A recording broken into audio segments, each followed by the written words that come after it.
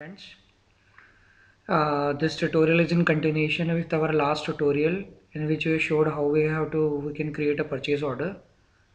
So now as we have created a purchase order, I just want to I want to show in this tutorial that from the same material request you can create the two purchase order. As you know that we have created two products in the same material request. So if you created one of the purchase order, you can create another purchase order. So we'll click on the create purchase order and you can see now all the credentials are same, the MRN number and everything. And now suppose you want this date to be 23rd and it is also building material Mr. Pradeep and the purchaser is Mr. Nitin, but the vendor is different.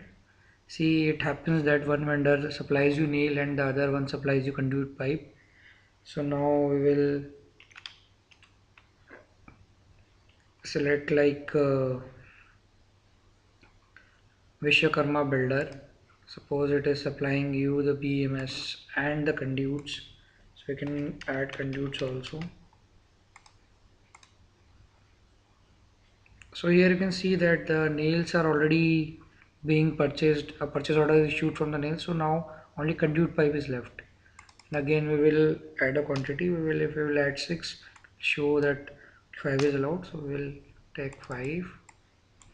And for per bundle price, suppose it's coming around 1200, so it will be like 6000 100, and the weight is this and 3.2, and this is you can adjust this percentages. Other charges, suppose you have a freight charges, so you can add that also.